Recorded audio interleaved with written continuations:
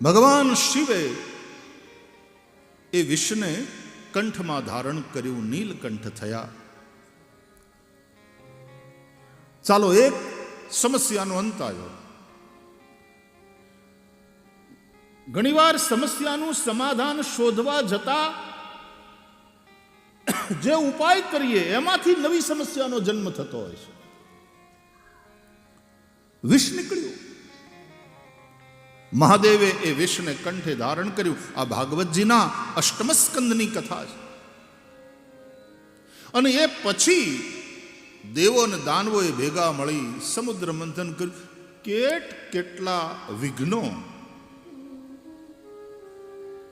વાસુકીની પકડમાંથી છટકી ઢીલો પડી ગયો નેત્રા,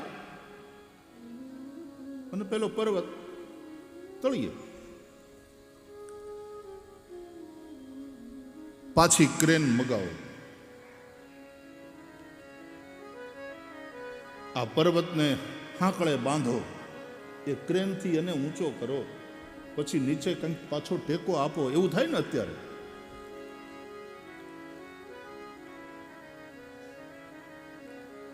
શ્રીમદ ભાગવતના અષ્ટમ સ્કંદની કથા પ્રમાણે જે ભગવાન નારાયણ ગરુડના ઉપર બેસી અને આ રવાયો લઈ આવ્યા હતા, એ જ ભગવાન નારાયણે કૂર્મ બની એ મંદર પર્વતને પોતાની પીઠ ઉપર ધારણ કર્યો, આધાર આપ્યો.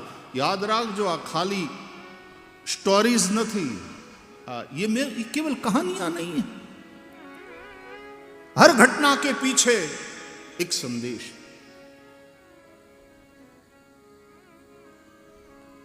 કૂર્મ અવતાર,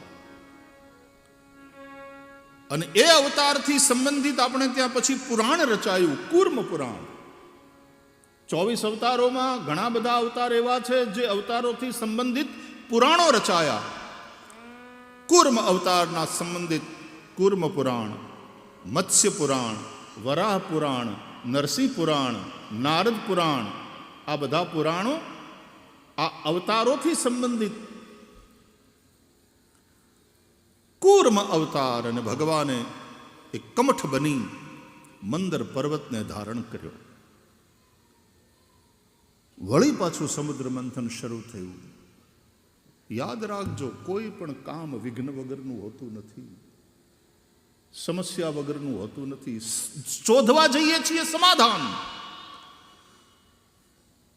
પણ એ કામ શરૂ કરો ત્યારે નવા નવા પ્રોબ્લેમ્સ ઊભા થાય, નવી સમસ્યાઓ ઊભી થાય. એવું બને તો હિંમત નહીં હારી જવાની. આશા અમર છે એવી આપણે ત્યાં કહેવત છે. અને ભગવાનમાં ભરોસો, અને ભગવાન મારી સાથે છે, આ શ્રદ્ધા. ભાગવતની કથા અનુસાર ભગવાન અજિત દેવો અને દાનવોની સાથે હતા આ સમુદ્ર મંથનમાં. અજિત.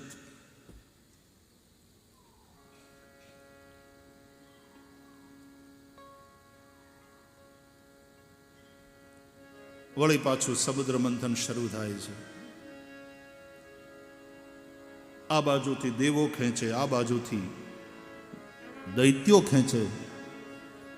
ઘમ ઘમ ઘમ ચાલુ થયું સમુદ્રમાં. ત્યાં નેત્રા તૂટે, ઓલાના મકોડે મકોડા ઢીલા થવા માંડ્યા. હાંફી ગયો વાસુકી, અને એના મોઢામાંથી ઝેરની વરાળ નીકળી. બાંધીને મોઢા ગળથ્યા હતા દૈત્યો. દેવો પૂછડે ગયા હતા. એ મોઢામાંથી જેવી ઝેરી વરાળ નીકળી તો દૈત્યો બેભાન થઈને ટપોટપ પડવા માંડ્યા.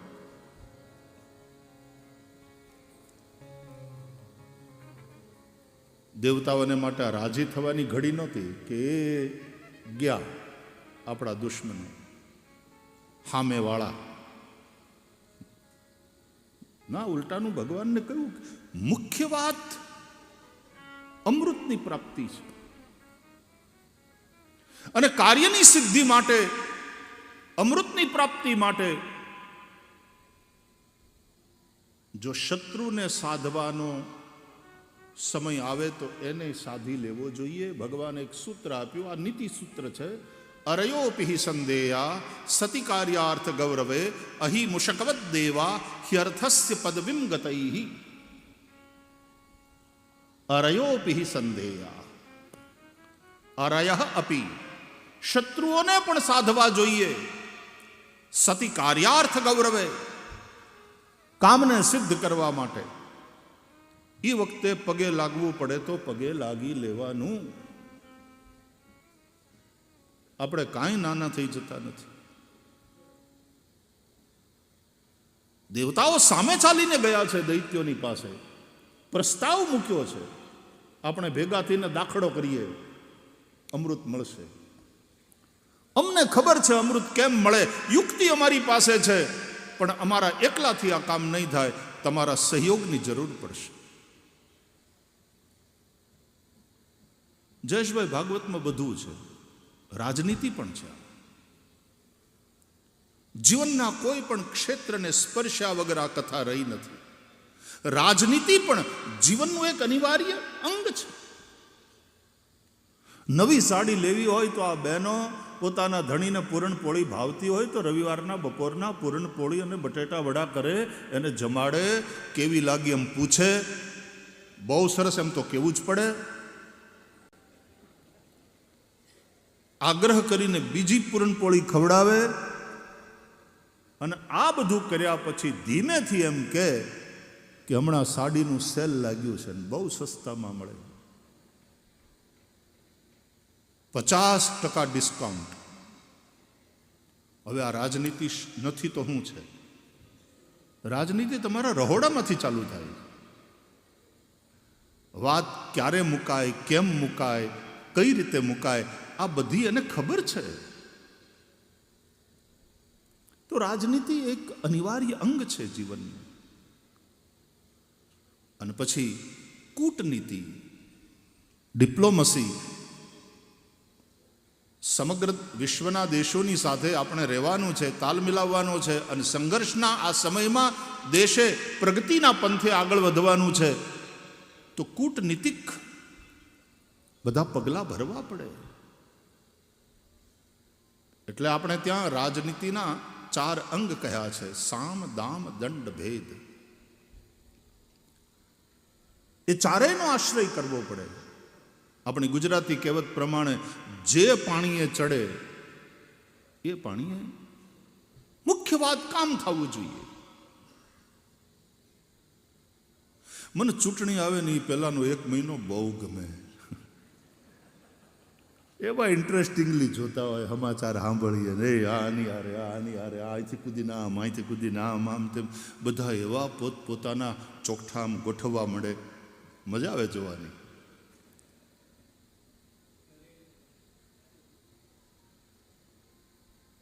હવે એ વખતે શું તો રે કોઈ પોલિટિશિયન તો આગળ વધે, એને તો ખૂબ સક્રિય થઈ જવું પડે. મહિના દિવસ તો એ તો છેલ્લો મહિનો ચૂંટણી પહેલાનો, એ તો એકદમ ટોપ ગિયરમાં હોય ગાડી. પણ 6-8 મહિના પહેલાથી શેતરંજી પાથરવાનું ચાલુ કરવું પડે.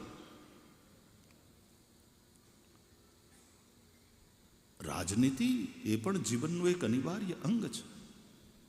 તો આ જે શ્લોક છે ભાગવતનો, અને સ્વયં ભગવાન નારાયણે દેવતાઓને સમજાવ્યું, અરયોપિ સંધેયા સતિ કાર્યાર્થ ગૌરવે અહી મુશકવદ દેવા હ્યર્થસ્ય પદવીમ ગતૈ.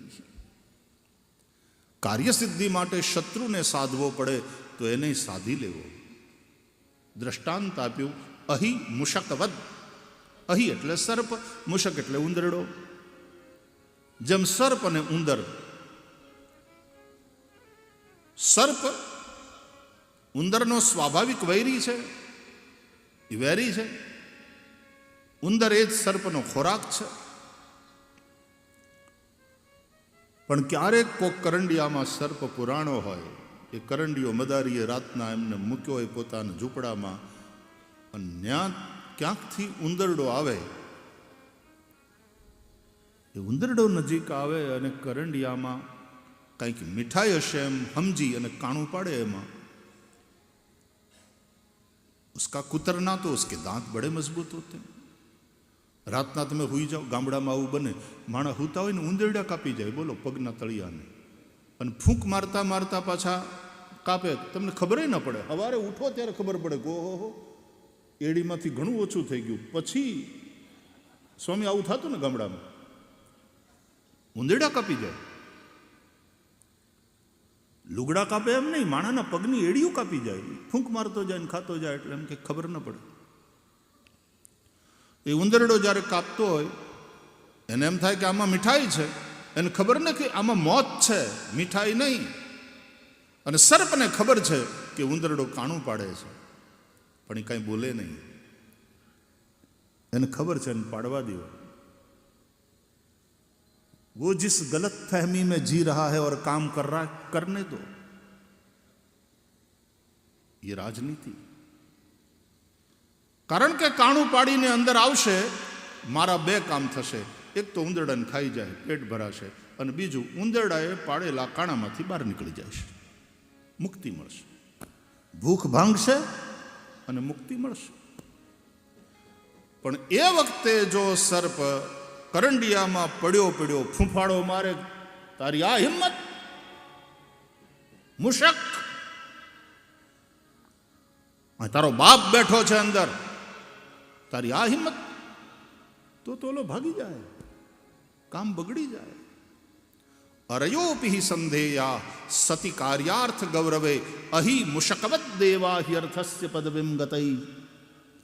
કાર્ય સિદ્ધિ માટે તમે જુઓ, આપણે ત્યાં બ્રાહ્મણો પૂજા કરાવે ને, તો સંકલ્પ તમે કરો એ પહેલા સ્વસ્તિ પુણ્ય વાચન, એ ભદ્રાષ્ટક, શાંતિ પાઠ બધું કરી, અને પછી પહેલું કામ યજમાનને એમ કે દેવતા નમસ્કાર, ચાલો દેવતાઓને નમસ્કાર કરો. શરૂઆત જ વંદનથી થાય. શ્રીમન મહાગણાધિપતયે નમઃ, ઇષ્ટદેવતાભ્યો નમઃ, ગ્રામ દેવતાભ્યો નમઃ, સ્થાન દેવતાભ્યો નમઃ, વાણી હિરણ્યગર્ભાભ્યામ નમઃ, ઉમા મહેશ્વરાભ્યામ નમઃ, શચી પુરંદરાભ્યામ નમઃ, લક્ષ્મી નારાયણાભ્યામ નમઃ, સર્વેભ્યો દેવેભ્યો નમઃ, સર્વેભ્યો બ્રાહ્મણેભ્યો નમો નમઃ. આદિ આદિ આદિ આદિ વંદનાથી શરૂ થાય. કંઈક સારું કામ કરવું, બધાને પગે લાગવું, હવને હાથ જોડવાના, બધાઈને એટલે બધાઈને. રામચરિત માનસના વંદના પ્રકરણમાં ગોસ્વામી તુલસીદાસજીએ સંતોને તો વંદન કર્યા, દુર્જનોને વંદન કર્યા. અને દુર્જનોને વંદન કરતી વખતે તો એને એટલી ઉપમા આપીને નવાજ્યા.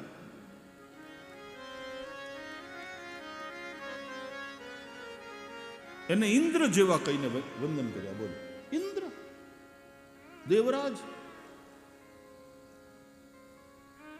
આપણે ત્યાં ગામડામાં છે ને કે ઓલાને કીધું કે તમે દૂધપાક જેવા હો,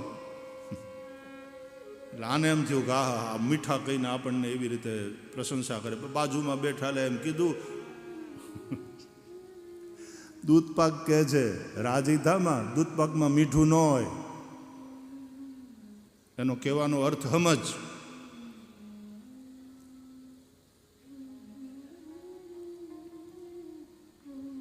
ઇન્દ્ર જેવા કહી અને દુર્જનોને વંદન કર્યા.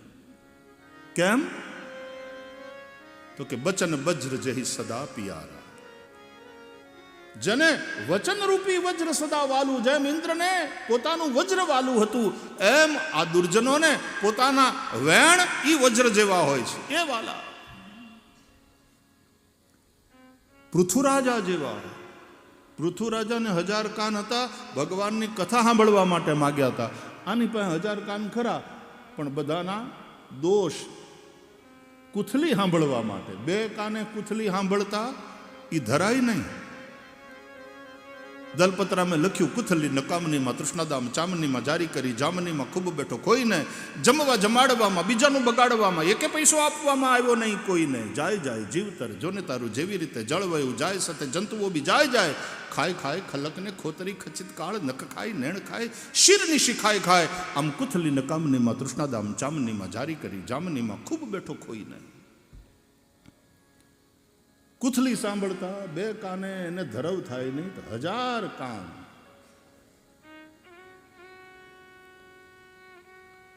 ઇન્દ્રની જેમ સહસ્ત્ર ભગ, 1000 આંખ્યું એને, પણ બીજાના દોષ જોવા માટે. તો ગોસ્વામી તુલસીદાસજીએ સજ્જનોની વંદના કરી એમ દુર્જનોની પણ વંદના કરી. અને એનું કારણ છે, સાધુની દ્રષ્ટિમાં સજ્જન હોય કે દુર્જન, જડ હોય કે ચેતન, બધું જ ભગવન્મય છે. સમ પ્રકાશ તમ પાંખ દુહુ નામ ભેદ બિદકી. ગોસ્વામી તુલસીદાસજીના દ્રષ્ટાંતો સ્વામી એટલા બધા અદ્ભુત. સમ પ્રકાશ તમ પાંખ દુહુ, જેમ મહિનાના 2 પખવાડિયા સુદ અને વદ, એમાં સુદમાં એકમના દાડે ચંદ્રમાં હોય નહીં, હોય દેખાય નહીં. પછી બીજને દાડે આમ લકીર હલકી, અને બીજના ચંદ્રમાના દર્શન કરવા બહુ સારું કહેવાય. બીજના ચંદ્રને પ્રણામ કરવા જોઈએ, કારણ કે બીજનો ચંદ્ર ઉત્તરોત્તર વૃદ્ધિને પ્રાપ્ત કરે, એની કલાઓમાં વૃદ્ધિ થતી જાય, અને પૂર્ણિમા આવે ત્યાં તો એ ચંદ્ર 16 કળાએ ખીલ્યો હોય. પણ પછી વદ આવે એટલે વદ એકમના ઓલમોસ્ટ પૂરો દેખાત ખીલેલો એવો હોય ચંદ્રમાં. ઉગવાનું મોડું થતું જાય, કલામાં ઘટાડો થતો જાય, અને અમાવસ્યા આવે ત્યાં હાવ દેખાય નહીં. પણ તમે ચંદ્રમાની કલાઓનો શુક્લ પક્ષ અને કૃષ્ણ પક્ષ બંને પક્ષનો સરવાળો કરો તો એક જ આવશે. શુક્લ પક્ષનો સરવાળો પણ એ જ, કૃષ્ણ પક્ષનો સરવાળો પણ એ જ. વાત ખાલી એટલી છે કે શુક્લ પક્ષમાં સુદમાં એ કલાઓમાં ધીમે વધારો થતો ગયો, અને કૃષ્ણ પક્ષમાં વદમાં ચંદ્રમાની કલામાં ધીમે ઘટાડો થતો ગયો. એટલા માટે સુદને હારી અને ઓલામાં ઘટતું જાય ને પછી છેવટે પૂરું થાય એટલે એને ખરાબ, એટલે વદને આપણે બહુ કંઈ. પણ આમ નહીં તો સુદ 11થી લઈ અને વદ 5 સુધી બહુ સારું, ચંદ્રમાનું બળ મજબૂત હોય. તારા બલમ ચંદ્ર બલમ તદેવ. અમારા બ્રાહ્મણો પૂજાના પ્રારંભે તદેવ લગ્નમ સુદિનમ તદેવ તારાબલમ ચંદ્રબલમ તદેવ વિદ્યાબલમ દૈવબલમ તદેવ લક્ષ્મીપતે તેંઘ્રિયુગમ સ્મરામી.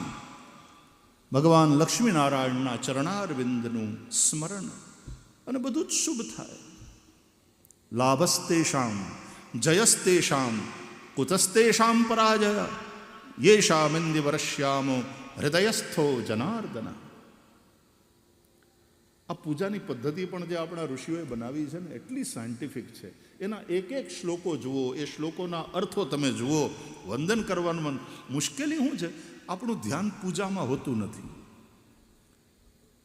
અને ઘણીવાર ગોર બાપા બહુ બિઝી હોય તો એનું ધ્યાન બીજી પૂજામાં હોય. એ એટલા બધા બિઝી હોય, ન યજમાનનું ધ્યાન ઘણીવાર, ન ગોર બાપાનું ધ્યાન. અને ઘણીવાર ગોર બાપાનું ધ્યાન હોય અને એમ કે આમાં ધ્યાન, તો યજમાનને પાણી પીવાનું કે છોડી દે, મૂકવાનું કે પી જાય. ધ્યાન પૂજામાં નહીં. હું હંમેશા કયા કરું મારી વ્યાસપીઠ ઉપરથી, કર્મકાંડ અત્યંત મહત્વપૂર્ણ વસ્તુ છે. વેદોના અધિકાંશ મંત્રો કર્મ સે સંબંધિત છે. અને આપણે બધા કર્મ જગતના લોકો છીએ. જ્યાં સુધી શરીર છે ત્યાં સુધી કર્મ કરતા રહેવાના હોય છે, અને થતા પણ રહે છે. પ્રકૃતિના ગુણોને વશીભૂત બની અને શરીર કર્મ કરતું રહે છે. અને આપણે તો એવું માગીએ છીએ, વેદોની અંદર મંત્રો છે, જીવેમ શરદશતમ તચ્ચક્ષુર્દેવ હિતમ પુરસ્તાદ શુક્રમુચ્ચરત પશ્યેમ શરદ શતં જીવેમ શરદ શતં પ્રબ્રવામ શરદ શતં અદીનાહ સ્યામ શરદ. અમે 100 વર્ષ પર્યંત જીવી. પ્રબ્રવામ, અમારી વાણી જરાય, પ્રાણ શક્તિ અમારી કમજોર ન પડે. અને 100 વર્ષની ઉંમરે પણ હાકલો પાડીએ તો ઓલે હેઢે જે ઊભો હોય એને સંભળાવવું જોઈએ. શતમ પ્રબ્રવામ જીવેમ શરદ શતમ, અમે 100 વર્ષ સુધી જીવીએ પણ ખાટલામાં પડ્યા પડ્યા નહીં, બચાડા બનીને નહીં. શતમ અદીના, અદીન બનીને અમારી ઇન્દ્રિયો કામ કરતી રહે, અમારી આંખ 100 વર્ષ પર્યંત જુએ, અમારા કાન 100 વર્ષ પર્યંત સાંભળે, અમારા ટાંગા દોડતા રહે. મેં ઘણા એવા વડીલોને જોયા છે કે પછી આમ કોઈક ટેકો આપવા, એ બાપા હજી તો આમાં જોર છે, એને કોઈનો ટેકો લેવાનું પણ જલ્દી ગમે નહીં. પરાધીનતા નહીં, પરાધીન સપને એવું સુખ નહીં. શતમ અદીના. ગઈકાલે આવતા આવતા ભાઈ પ્રવીણ મને કહેતો હતો, હું થાકું નહીં કે આટલું દોડાદોડી થાય, ન થાકું. મેં કીધું એવો ને એવો રહે છે.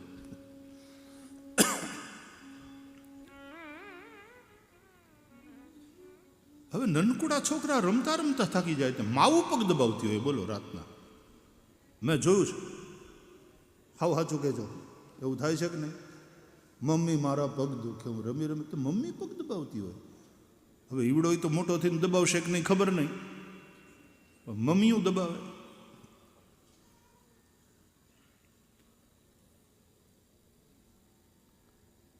નહીં તો આપણે નાના હતા અને દોડતા દોડતા પડી જઈએ, આમ છોલાણું હોય અને રડતા હોઈએ તોય એ મમ્મી કે એ દાદીમાં કે મોટીમાં ભાભુ જે કોઈ હોય, અરે મારો દીકરો કાંઈ નહીં, જો કીડીની માં મરી ગઈ. એ કીડીની માને કોઈ દી જોઈ નહીં, પણ તો એ કીડીની માં મરી ગઈ આટલું કે ત્યાં ધ્યાન ડાયવર્ટ થઈ જાય, રડવાનું બંધ થાય. નાનકુડા છોકરાને ખબર ન હોય તો એમ થાય કે અરર બાપા કોઈક મરી ગયું, મને ખાલી વાઈ ગયું છે. અને હમણાં કોઈ મરી ગયું, કીડીની માં મરી ગઈ, ધ્યાન ડાયવર્ટ થઈ જાય. આ મમ્મીઓ, આ આપણી માવડીઓ કઈ જગ્યાએ સાયકોલોજીમાં એણે ગ્રેજ્યુએશન કરેલું, પણ આવું કહી અને બાળકનું ધ્યાન કેવી રીતે ડાયવર્ટ કરવું, એને રડતું કેમ બંધ કરી દેવું, એ બધું એને આવડે. શતમ અદીના શ્યામ. અમે 100 વર્ષ પર્યંત જીવીએ. પહેલા તો હે ભગવાન હવે દોરી ખેંચી લે ને હવે દોરી ખેંચ, એવું કોઈ દી નહીં બોલો, કોઈ દી નહીં. પ્રતિજ્ઞા કરો, આવું કોઈ દી નહીં બોલીએ. ટાણું થાય એટલે એ બોલાવી જ લેશે. ત્યાં બધું કમ્પ્યુટરાઇઝ છે. આપણે શું કામ એપ્લિકેશન કરવાની? પણ મરવા હાટું. જાતસ્ય હિ ધ્રુવો મૃત્યુ, જે જન્મે છે એનું મૃત્યુ નિશ્ચિત છે, અને સમય આવશે ત્યારે બધું થશે.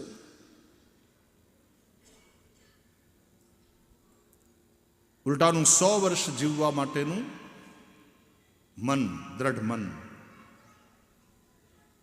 जीवन से प्यार करना. प्यारे वो परमात्मा से प्यार करना. परमात्मा ने हमें मनुष्य जीवन का अद्भुत उपहार दिया. मरवानी बात करवी એટલે ઉપહારને ફેંકી દેવો. ભગવાને જે ગિફ્ટ આપી હોય એનો તમે ઘા કરો. અરે કોઈ તમને ખાલી આમ ફૂલનો બુકે આપે પ્રેમથી અને તમે એનો ઘા કરી દો તો શું થાય? એ સામેવાળાનું ઇન્સલ્ટ છે. એમ જે આત્મહત્યા કરે છે એ ભગવાને આપેલા બુકેનો ઘા કરે છે, ઈશ્વરનું ઇન્સલ્ટ છે. કે અમને નથી પસંદ તે જે આપ્યું એ, તુંય પસંદ નહીં, તારી આ ગિફ્ટ પણ પસંદ નહીં. એટલા માટે આત્મહત્યા ધાર્મિક દ્રષ્ટિએ પાપ છે, કાનૂનની દ્રષ્ટિએ અપરાધ છે. જિંદગી સે પ્યાર કરો. અને જે જીવતા તો રહે છે પણ પછી પાછા વ્યસનમાં, વ્યભિચારમાં, ખોટી વાતોમાં જીવનને વેડફી નાખે, એ પાછા આ ગિફ્ટનું અપમાન કરે છે. એ પણ અનાદર છે. जीवन का अनादर नहीं. भक्त वो है जो कभी भी जीवन का अनादर नहीं करता. હા, ભક્ત છે એ ભગવાનને એમ જરૂર કે એ પ્રાર્થના કરે એક સમય આવે, इतना तो करना स्वामी, इतना तो करना स्वामी कि जब प्राण तन से निकले गोविंद नाम लेकर फिर प्राण तन से निकले। श्री गंगा जी का तट हो, यमुना का बंसी बट हो, श्री गंगा जी का तट हो, यमुना का बंसी बट हो, मेरा सांवरा निकट हो, जब प्राण तन से निकले इतना तो करना स्वामी, जब प्राण तन से निकले गोविंद नाम लेकर फिर प्राण तन से निकले। આપણે મંગલાચરણના પ્રારંભે 2 શ્લોક બોલીએ ને, એમાંના એક શ્લોકમાં કૃષ્ણ ત્વદીય પદ પંકજ પંજરાંતે અદ્યૈવ મે વિશતુ માનસ રાજહંસ, કારણ प्राण प्रयाण समये कफवात पित्तैः कंठावरोधन विधौ स्मरणम कुतस्ते। हे श्री कृष्ण, हे द्वारकाधीश, हे श्रीनाथ जी बाबा, आपना चरणारविंद रूपी आ पिंजरा में आजे ज मारू मन पंखी प्रवेश करी ले अने एवं कैद थई जाए, एमां त्यां ज रहे, ए छोड़ीने क्यांय जाय नहीं। केम? बोले अंत समय वात पित्त ने कफ थी जारे कंठ अवरुद्ध थयो हशे त्यारे तारू नाम लेवुं हशे तोय नहीं निकळे मारा बाप। घणीवार एवुं थशे, देहना दंड भोगववा पड़े। आजुबाजु टोळे वळेला छोकराओ कहेता हशे, बापा भगवाननुं नाम ल्यो, भगवाननुं नाम ल्यो, नहीं निकळे नाम। कंठावरोधन विधौ स्मरणम कुतस्ते। ए समय तारू स्मरण थाय के न थाय? हे द्वारकाधीश, अद्यैव में विशतु मानस राजहंसा, मेरा मन रूपी राजहंस आज ही तुम्हारे चरण कमल में प्रवेश करे, वो मेरा निवास स्थान बन जाए। नाथ, आपके चरणों को छोड़कर मेरी मति कहीं न जाए। આવી પ્રાર્થના કરો, પણ હવે તો બહુ થયું ને મારા નાથ, હવે દોરી ખેંચી લે ને હવે બોલ નહીં, આવું નહીં કહેવાનું, બિલકુલ નહીં। સમજ્યા પાર્વતી માં? આપણે વાત થાય ફોનમાં ત્યારે હું હંમેશા કહું, ભગવાનને એમ કહેવાનું, અમારી મતિ તારા ચરણારવિંદમાં લાગે મારા ઠાકોર, તારા ચરણ એ જ અમારો આશ્રય।